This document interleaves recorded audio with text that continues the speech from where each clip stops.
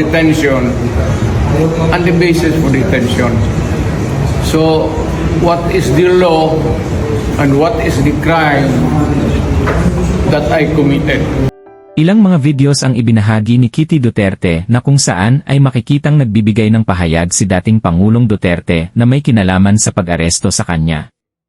Ayon kay Kitty Duterte, illegal ang pag-detain sa kanyang ama dahil wala namang warrant of arrest. Narito ang buong pahayag ng dating Pangulo.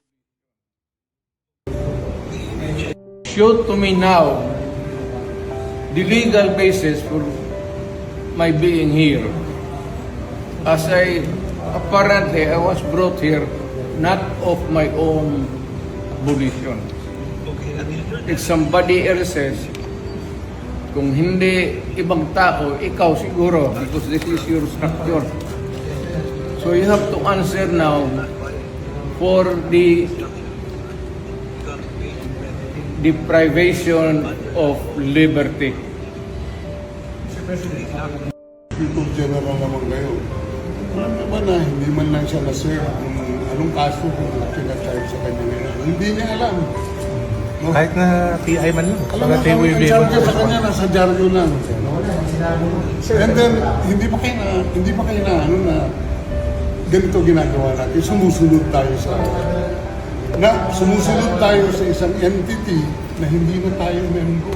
Nag-withdraw na tayo. And yet, sir, you are the Prosecutor General. Yes. You know how to exercise due process. Before you can even file charges, you have to file a complaint. We have to file a counter affidavit. Without doing those procedural process, here we are being issued a warrant of arrest, a questionable warrant of arrest. Ano naman to, sir? Sir. There's naman doon blooper, puro pagdating sa trial gan, tatawagin kita sa witness stand. Sabihin ko, you're the person who arrested me. May I know the reason why? Have you read the documents? Or at least have you read the case at that time when you made the arrest? So that you would be guided to what you should know. Yan lang yan. Magkaibigan tayo, galing ako gobyerno.